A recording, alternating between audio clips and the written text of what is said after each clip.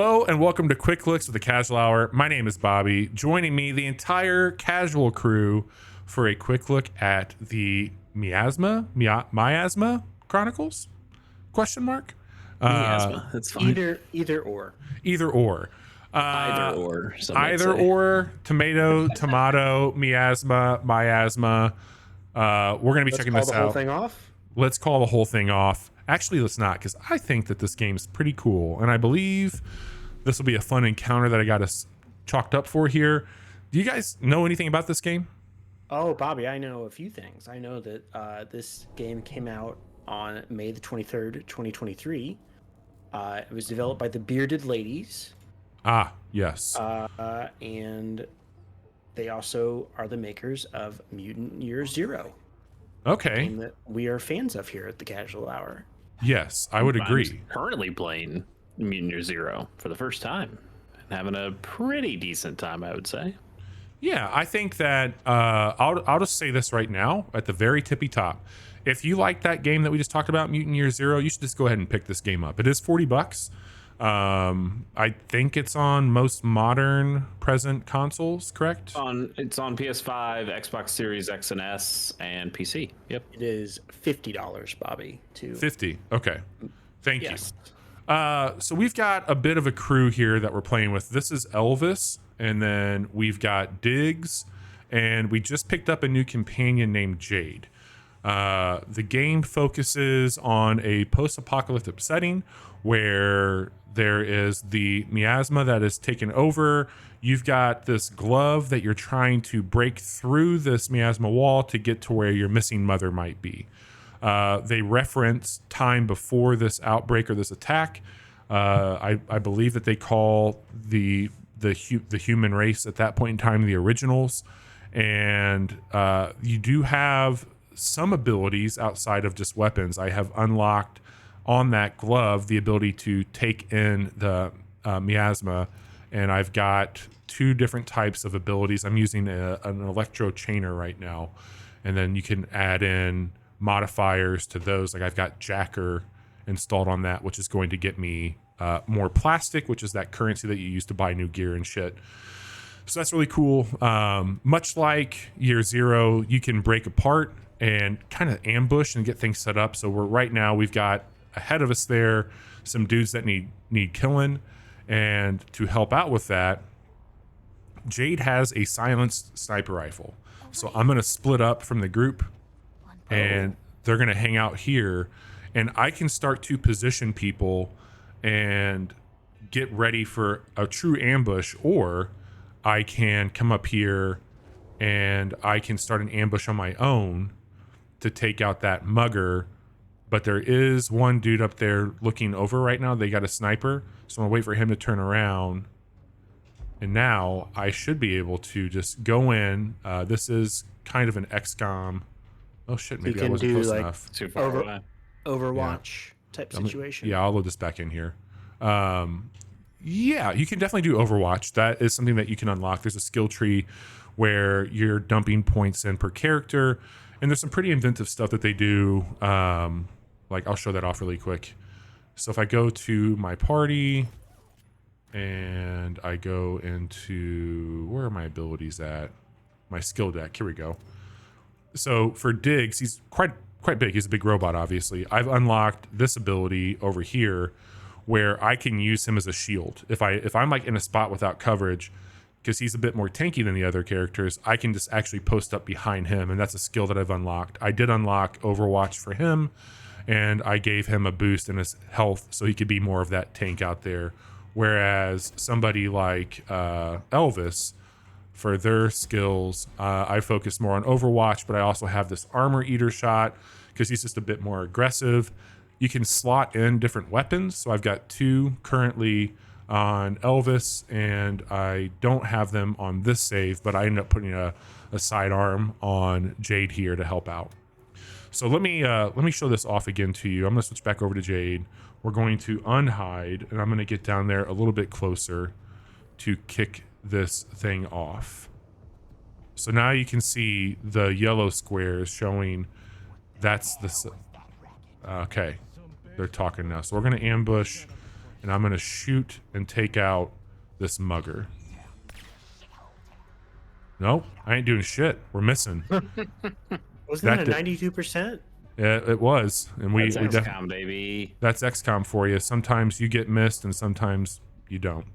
So your other guys aren't seen. Like nobody's seen right now, right? You just missed a shot. So couldn't you let the turn end at this point? I think that they know. Yeah, I'll just skip both of these here to show you. So we're gonna skip both of those turns, and now the enemy is going to engage, and they've alerted everybody. Oh, okay. Sorry. It's okay. So I'm gonna try this one more time, just for the sake of getting to this quick look here. You know, this feels like insanely similar to Mutant Year Zero. Oh, it's very much that game. Like it is. Hey, 3-person tactical combat. Each person has specific skills to them. I mean, I'm not saying it's bad. It's fine that you've made the same game kind of twice, or maybe even 3 times. I don't know much about their middle game between these two. It's called Corruption 2029, but it does look like a 3-person tactical strategy game. Yeah, which seems to be their forte. Yeah, they've definitely got a style here. The one thing that I'll call out with this, so whenever you're actually engaged in combat, anytime you're moving your characters, you got pretty free form movement. It's giving you real-time readouts on your likelihood to attack, and I think that's pretty great. But right now, as I'm trying to ambush here, it's not giving me that indicator on what's going on. So I'm just going to play it pretty aggressive here, knowing that we've got a shot to take. That's only a 63, but that'll work. Look at that. Look at that. So the other thing that's that cool. Was silent. Nobody saw. Yeah. So we're not engaged right now. Oh, and that body just Thanos'd away. It did Thanos away. And the other thing is with Jade, if you get a crit, you automatically get your AP back. So she also does have to reload her weapon more frequently. So this is pretty handy, as I can get a crit and I can reload in the same, or I can move and then reload on the next turn and then have a shot. So Sure. She's very, very good. She's actually my favorite one to play with.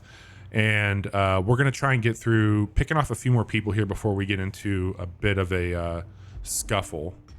So now I've got another shot. And Nice. Okay, that did not drop them. I thought it would. So we're just going to go into it guns blazing. We're going to have to play through this a bit. I'm going to move up. You get 2 AP per turn. I'm going to move past that and use up my dash and head over here. That long shot guy hits pretty hard. I will give him that for sure. The story so far has been pretty interesting. I think that there's some good voice acting. Diggs does sound a lot like Robert Downey Jr. from Tropic Thunder, which is interesting. Okay. Survive. Choice. Yeah, it's definitely a choice. There's been 2 different types of enemies. There's been mutants that I've encountered, and then there's also been humans. You get throwables, consumables in the field. You can actually throw a reviving med kit, which is handy. Frags are at play. Weapons. Again, there's been some percentage stuff happening. You can fast forward enemy turns like so. I am playing this with a controller on PC. It has really great controls in that sense. I was going to ask you about that because I noticed the Y button. Yep. There's a prompt there. Playing this with a controller, and that's been pretty cozy so far. I want to move. Man, that blaster over there, he's no fun. Let me see if I can open up my bag here. And will a grenade be the right thing? So that's saying I can't throw here. When you pull out a throwable, you can go up to different levels. So if I wanted it to be over here, for example, I could go down. Sure. So that's why it was giving me that. And you also can only throw it within your vicinity. So that's not going to do me a whole lot of good. But what will do me good here is if I can tap into Jade, because I think I can shoot that over there if I move. Do I need to reload? Can I shoot right now? Out already? Oh, I had to reload. Fuck. Okay. That's not going to work for her. We're we're going to move up here with Diggs, and Diggs is going to take a shot on that, and that should do some good damage for us. There we go. Not bad. Not bad. All at right. Did So quite well. there's some environmental stuff we can do. So I've got Diggs posted up there now. Enemies will drop things on the field. Sometimes it's more throwable. Sometimes it's going to be plastic. And then I've got to figure out what we want to do here with Elvis. I'm thinking, now that we've gotten rid of I got one more guy over there too. Okay. Let's play it smart here with him. I'll move over this way. Maybe I can get a shot off. I can do that though. Will that let me? No, I can't get more people. I'm not going to burn that up just quite yet. We'll do this. We'll do Overwatch here. Well, nope. Won't do that either. All right, we're just going to take the shot. Not a great... Well, all right. We'll take it. Better And- The thing I'm enjoying about this more than Mutant Year Zero is, even though this game is also pretty dark generally, I think it's just easier to see shit here. Mutant Year Zero, so much forested dark areas where even when I was stalking around and trying to pick off some guys before the big fight, there would inevitably be like 3 or 4 other guys that were in a place I couldn't even see because it was just so fucking dark. Yeah, man. It's the environment so far design I've really enjoyed. There's a lot of verticality to each level. There seems to be a lot of choices. You do have some destructible environments as well if you're looking to make those impacts. We need to save our buddy Diggs because he's in rough shape. I want to get a bit more of a boost if I get Jade up somewhere. So I'm wondering if I can just... Nope, can't even get up that route. Let's see. I don't think you're gonna win this one, buddy. You don't think so? I think you're in a tough spot. We'll find out. Hey, We'll he's down, but he's not out. down, not out. That is correct. Let's get Diggs up here. All right, I'm gonna throw that over there. That's gonna revive him. Look, I get quite a bit of health back. Yeah, they're pretty good on it. I got that guy back there that could be a problem. Can I get up here with Diggs is the real question. I can. Let's do that. Let's start getting him up here for the time being, and then I'm gonna work on flanking those other dudes from up top, because you do get I can't remember if they did this on Mutant Year Zero Chase, but you get a bonus if you attack with a flank. I don't know about a flank. Some characters definitely got more damage if they are higher up. Okay. Then I'm gonna take the time to move over here as well. Get a little bit further away. God damn, that hurt. I don't know why he didn't. Okay. All right. All right, so that long shot's in Overwatch.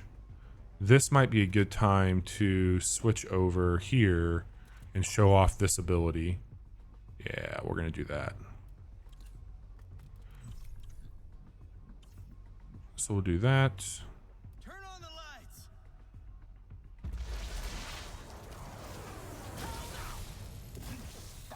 So that's a chain for those two there. Does some Seems damage. pretty cool. The other one literally picks enemies up and moves them where you need them to. So I could have thrown them into that pile over there and blown them up, which is also very cool. But yeah, I like that ability a decent amount. I think it does a good job. All right, let's see if we can move here and get a good shot in. I like the odds here. Great. So we got rid of him. And then Jade, what's your shot look like? Not bad. Okay, pretty bad. You got this. And then I've got one more shot to get in here. We got that blaster down. He's going to do some damage. We'll probably drop one of my characters here, though. Yep. All right, we're getting hit hard here. All right, that's a long shot. I don't know. That's a 2%, 38. That's going to be our best choice here. Let's go there. And we'll take a shot. So we got that flanked boost there. Don't know if I have anything else to... Yeah, I don't have any more med. I might be able to throw a frag out and get rid of him. Nope. Damn, that doesn't do that much damage. That guy's super tough. Blasters are a real motherfucker. Okay. He's like the big bad on here. Fuck it. I'm just going to throw that. All right. If I can get a shot in, or I need to move, but I need to get away from these assholes here. Man. Don't love this. Don't love that.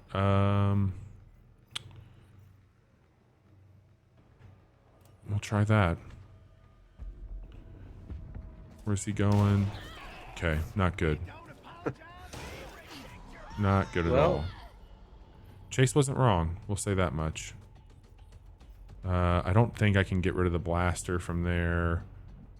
I really can't drop anybody. Well, all right. There you go. That worked out. You don't have any ammo, though. That's true. I'll just reload. All right. Probably going to drop dead here.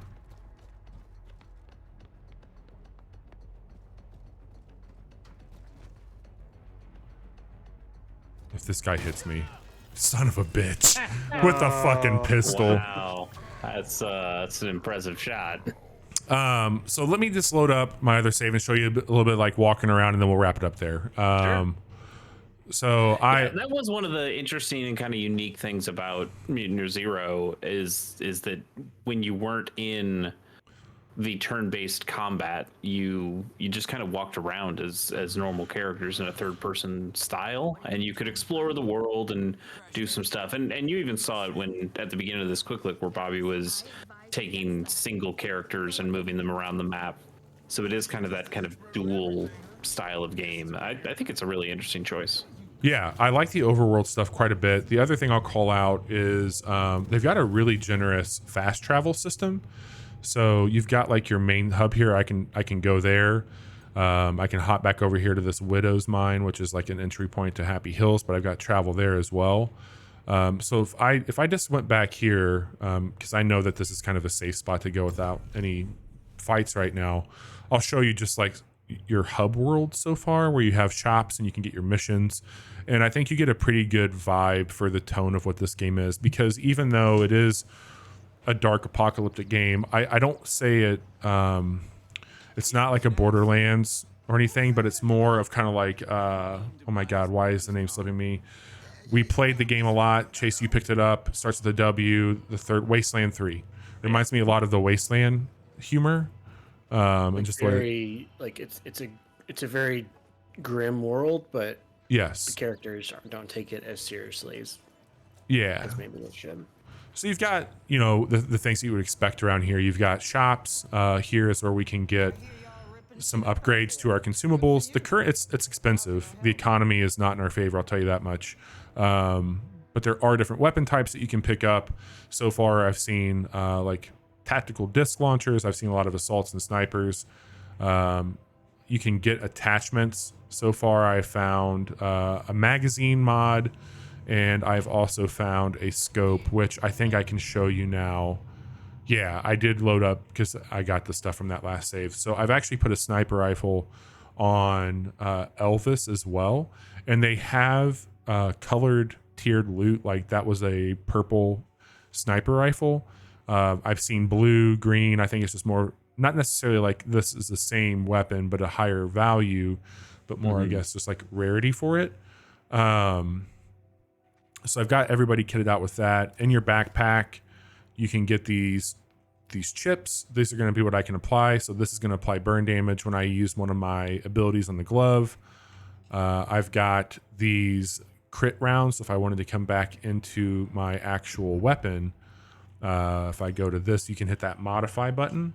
And now you can see I've got the crit rounds on there, where this gun, I have added 20% range and 20% crit damage with it. So it's a really handy starter gun now, where I can unequip these mods and put them on something new if I wanted as well. I like that. You are picking up side quests. It'll let you know where you need to go and what you can get from experience to black market stuff. I like that quite a bit. And then you got your main quest line, and you just pick this up from engaging here in town. You're doing stuff right now for the mayor. He's kind of a shithead. I think this might be his office as well. Nope. But anyway, this is the vibe. You're just interacting in these really cool set pieces. It's got a Western vibe to it. Oh, here's the mayor.